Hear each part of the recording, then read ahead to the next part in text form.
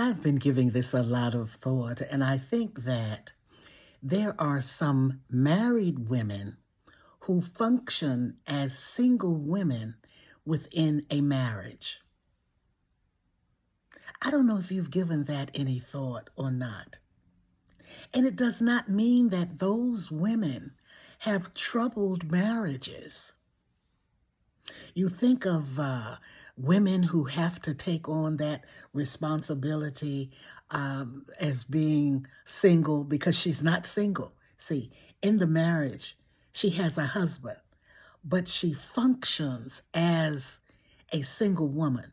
Now, I'd like to say that I feel that I was in that situation. Now that I think about it, of course, years ago, I would never think that I functioned as a single woman within my marriage.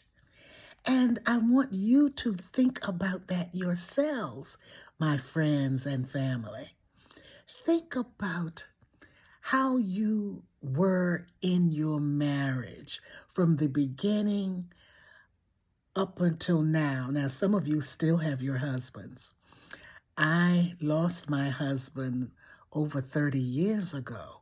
So I can't talk about the last 30 years. But for the 25 years that we were married, I think that I functioned as a single woman.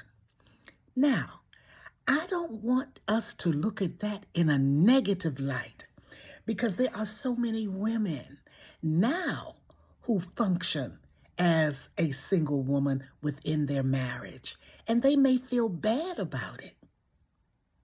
But I think that I made a choice to function as a single woman within my marriage. And I want to explain that to you so you'll understand what I'm talking about. Because I had a very good husband who loved me and the family, my 3 daughters, and he provided for us. So my situation might be a little different from other people's situation where the woman functions as a single woman. But in my case, and many of you are in this case, in my case, my husband was a busy man. Very busy. He traveled all the time. He was at meetings all the time.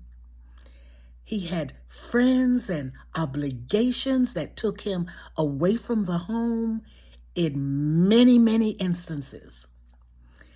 So when I noticed that early in my marriage, I felt some kind of way about that, as many young women do. I felt like he wasn't paying me that much attention. Of course, he was going here and going there and leading the good life and traveling all over the world and being exciting and all to people. And that was a wonderful thing because I was proud of that. And it dawned on me one day, Margie, you sitting up here worrying about him, fussing at him when he comes home about, why are you always going? Your life is so exciting and all I do is sit around the house with these kids and I want to do something. I want you to come home. Now, if you have a busy husband who's out there making an impact in the world, he can't be hovering around you in the house. And you've got to realize that. It dawned on me one day. And when that dawned on me, it was a revelation that just opened up my mind. And I said, this man is out here making an impact in the world. And he is my husband.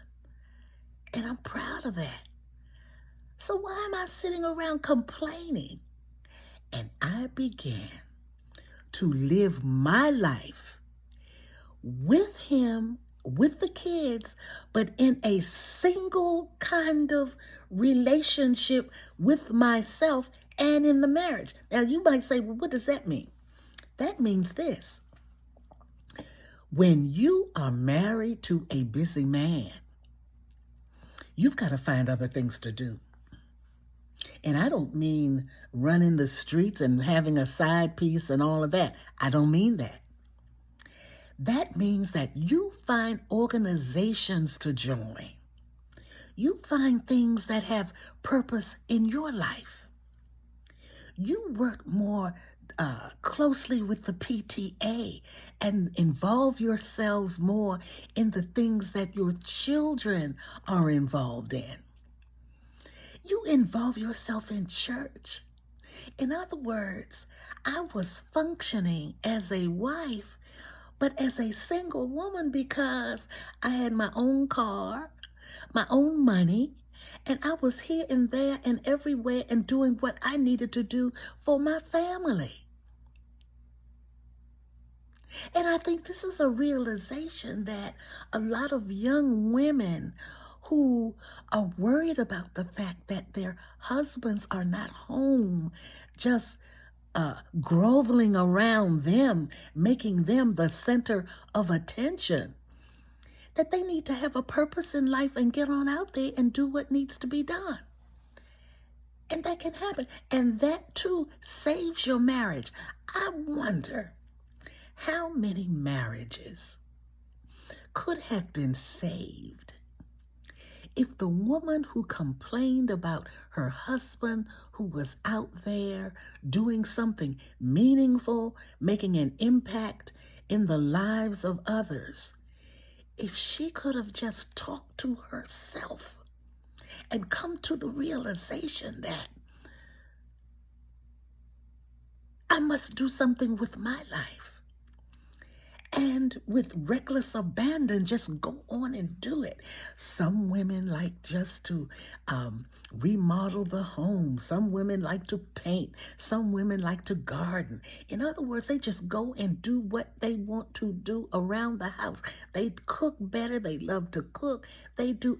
In other words, they're not burdened with trying to make a husband come home after he's been to Africa on a trip, and he has flown 20-some hours back home, and now you want him to wash the dishes. Oh my God.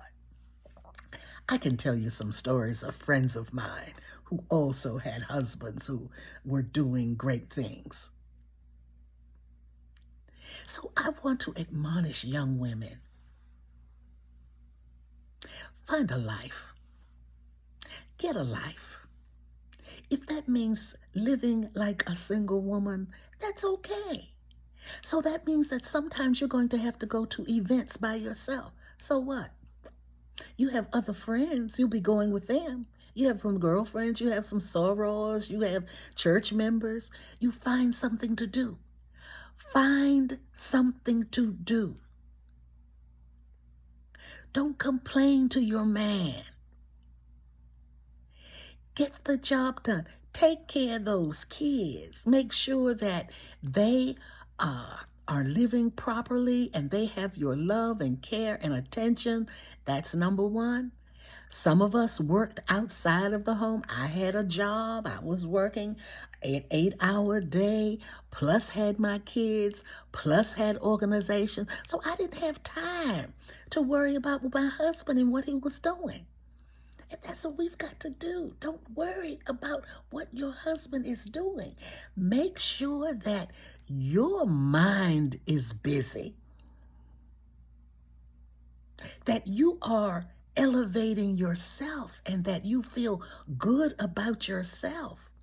And you would never tell anybody that you're single. Now, I'm not saying that you are single. I said you function like a single woman within the marriage. You function like a single woman. In other words, you don't nag him. You don't send him through unnecessary changes. You go about your business. And when he says he's going out of the country, when he says he has meetings that would take him away from the home to 10 and 11 o'clock at night, so what? You've got meetings. You've had to go to work. You have the kids. By the time he gets home, you're ready to settle. And that's how we functioned. By the time he got home and got something to eat, and we were ready to go to bed, and we could just talk about what happened that day. I just want to encourage you. That's all I wanted to say.